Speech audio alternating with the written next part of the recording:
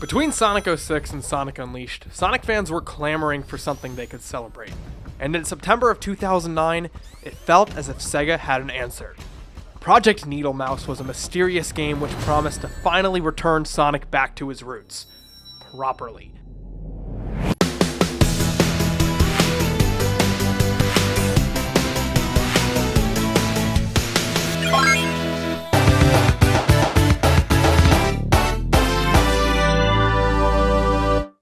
Named after Sonic's conceptual name from way back when, Project Needle Mouse aimed to give fans from the Genesis era a game they could appreciate. Over the months, Sega used their social media pages to tease fan theories and distribute small details about the game. Over the course of a few days, a playable character countdown was featured, slowly, one by one, eliminating all of the characters playable in the game until only Sonic was left.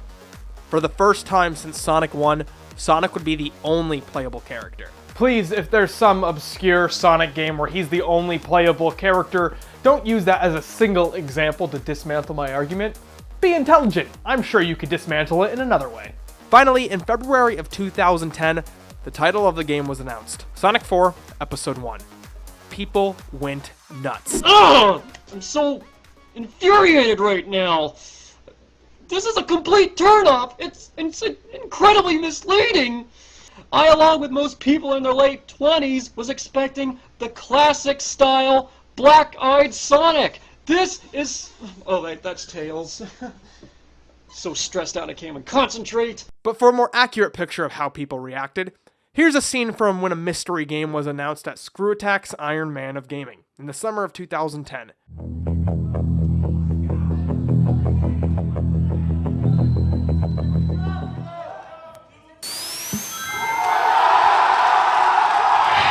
Sonic the Hedgehog 4! Besides those lucky enough to play it at SGC, fans would have to wait until October to get their hands on the game. When it was released, Sonic 4 Episode 1 was met with decent reception. I'm sure it wasn't the smash hit that Sega had hoped for, but both fans and critics agreed, it alright. What do you mean, it alright? The game is definitely not bad, it's just not the love letter to the classics that I was hoping for. At this point, Sonic 3 had already cemented itself as my favorite Sonic game. So to get a promise to a return to glory and get something more akin to bubblegum pop, well, it was a little disappointing. New features include being able to select stages and acts in any order. That's all. Nothing about this game is really new. The story, Sonic vs. Eggman. Okay, let's go. Each level in the game is visually modeled after an older stage. You have Good Value Green Hill Zone, Walmart brand Labyrinth Zone, just off enough to avoid copyright infringement Casino Night Zone, and finally, Metro Polis Zone. Despite the visuals, a lot of the ideas presented are new. Sure, you get your loopy-loops and squiggly-squigs, but pattern recognitions, bouncing on big rocks, and some sick-timed puzzle solving helps to make these old locations seem anew. What also helps is the fact that some of the fundamental gameplay is changed. When Sonic Adventure came out, the homing attack was introduced in order to replicate the feeling of bouncing off enemies in a 2D space. When Sonic 4 came around, it took that move created specifically for 3D game mechanics and put it in a 2D space. Both the spin attack and the jump attack are rendered useless because of the homing attack. Bouncing off enemies is significantly harder anyways because when Sonic is launched into the air, he doesn't form into a ball, but instead keeps his arms out, which makes him vulnerable to attacks from Nunu. Sonic's acceleration seems off too.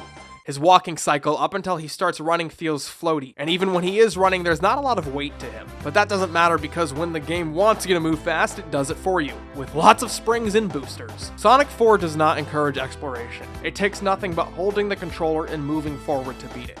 It's an obnoxiously easy game in hindsight and a dull experience while playing it. The game itself feels cheap, and it's a feeling that's cemented by poor cell shading and gameplay that fails to replicate the classic games. 2D Sonic games in the past make you use your environments to gain top speed and practice the levels to learn how to maintain that speed. Here, that first half is removed. Rarely is the environment the source of your speed. In fact, like many 3D Sonic games, Sonic can just start moving at his top speed by himself. The times where speed has been necessary in past games is to travel up a wall.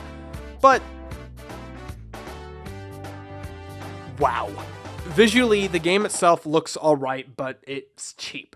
The cell shading, which I believe is trying to emulate a 2D style, just makes the game look like plastic. It's all visually pleasing, but these are designs I've seen before rendered out to look cheaper. The fact that they didn't use the classic Sonic model isn't the worst thing in the world, but the more I play this game, the more I feel as if they didn't use the classic Sonic model because they either weren't allocated the resources or they just didn't feel like it. A lot of Sonic's personality is drained. The only pieces of animation that stick out to me is when his arms are wide open because vulnerability, and his exaggerated looking up animation, which I have to admit is really cute.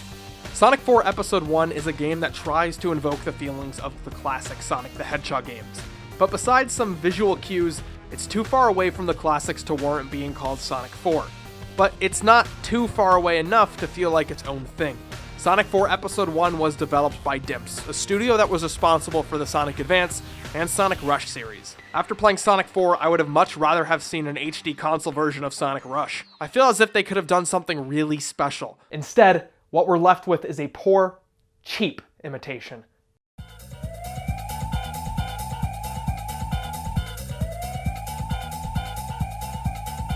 After a year and a half, we'd finally see the release of Sonic 4 Episode 2. If you collected all 7 Chaos Emeralds in Episode 1, a to-be-continued screen was shown with a silhouette of Metal Sonic.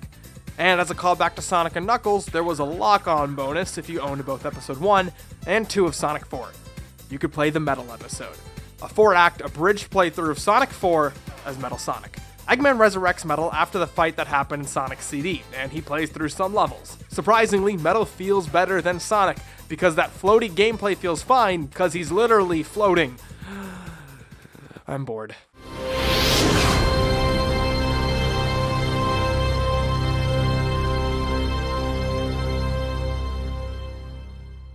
I can't watch this anymore.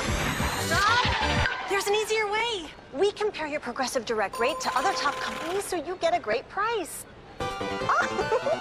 Wouldn't you love to see the world through his eyes? I bet I look like the strongest man in the world. Sonic 4 Episode 1 and Episode 2 were released for nearly every major console, and they both received a mobile port. Oddly enough, this is also the port that was released on the Ouya. Sonic's model is no longer cel-shaded, and I suspect that if we ever got a re-release, this would be the version. Also, please have Christian Whitehead remaster it.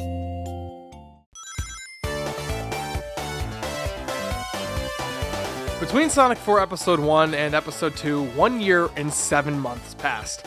2 Sonic games were released, including Sonic Generations, a game which paid tribute to all the main series Sonic games. But whoops, no Sonic 4. It was just kind of ignored. Finally, the weekend that Sonic 4 Episode 2 was released came along, and I was so pumped. Finally, after years of anticipation and waiting, I went to go see the Avengers. I mean, it was flawed, but it was so much fun. I mean, kablamo! I think when Avengers Age of Ultron came out, that initial excitement was gone.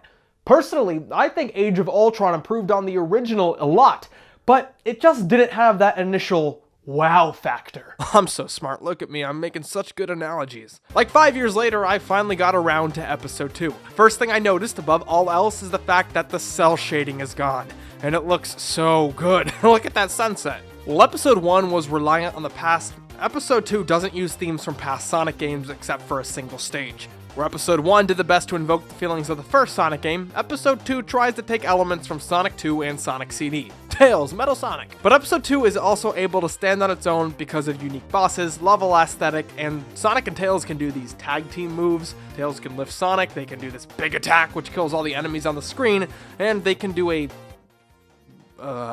I like the first two, and to be honest, I use the lift ability sometimes just to see the cute animation between the two of them.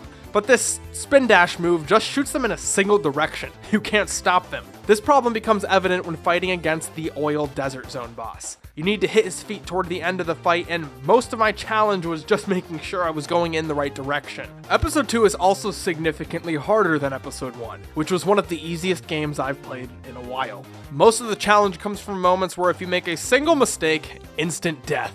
The moment that frustrated me the most was one of White Park Zone's enemies. Well, they're more like obstacles. These walruses blow huge bubbles made of ice. Once they're made, you can't break them, you can only go around them. There's one moment where 2 of them will prevent you from moving forward and you'll be stuck underwater. So the only thing you can do if they blow bubbles before you get past them is to let Sonic drown and try again. I hate seeing him drown. Another highlight is within the first Metal Sonic encounter.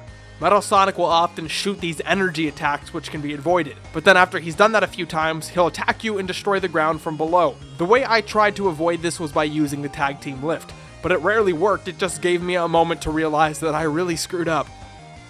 Sonic 4 Episode 2 fixed a lot of the problems with Sonic's control, but the levels in the game rarely allow you to experience the fixed control. Because look, more springs and more boosters. Let's count. 1, 2, 3, 4, 5, 6, 7, 8, 9, 10, 11, 12. Overall, I do think that Episode 2 is slightly better, because even if the challenge is a little cheaper, I'm more actively playing it. Sonic 4 Episode 2 ends with Sonic and Tails stranded in space. There's no to be continued because Sega didn't know if they were going to make an Episode 3. The original plan with Sonic 4 was to do a complete trilogy. Eventually, plans for Episode 3 were scrapped, with Episode 1 taking heavy influence from Sonic the Hedgehog 1, and Episode 2 taking influence from CD and 2, could have been assumed that Episode 3 would have taken heavy influence from Sonic the Hedgehog 3 and Knuckles. Although I would have liked to see Episode 3, I don't think it would have been anything special, and who knows how long it would have taken to come out. To do this episodic release was an experiment, but I don't think it's appropriate to experiment with a game called Sonic 4. The idea was to do a back-to-basics approach, but both episodes failed to recapture the feeling of the original games, and most of it feels too bland to stand on its own. One thing that leaves a bad taste in my mouth when it comes to the Sonic the Hedgehog series is how reactionary it all seems. Sonic was created to compete with Mario. After Final Fantasy VII was a smash hit worldwide, Sonic Adventure had RPG elements. In an age of dark and gritty reboots, Shadow the Hedgehog and Sonic 06 were the next steps for the series. Sonic 4 does not feel like a game Sega thought would be a good idea, but rather a game that Capcom thought was a good idea. In 2008, Capcom released Mega Man 9, after years of not having a classic 2D Mega Man. It used retro graphics, retro music, and carefully marketed itself as a love letter to classic fans. And it was released as a downloadable game. Sega took this idea, but stopped at the title. If these games were released under another name, they'd just be alright games. You know, a fun experience you can have for an afternoon. But because they carelessly titled the game Sonic the Hedgehog 4, and even more carelessly planned an episodic release, what we're left with is an incomplete experience which had to live up to expectations that it could not fulfill. We had a lot of faith in what you had to show, and you let me and this poor guy down. Hey, what's up? Thanks for watching. If this is your first video of mine, please consider subscribing to keep updated with future videos. Or you can follow me on social media. Links are in the description down below. I've also included a link to another one of my videos. I don't know what it is. It's probably snipper clips. Anyways, have a good day. Thanks for watching.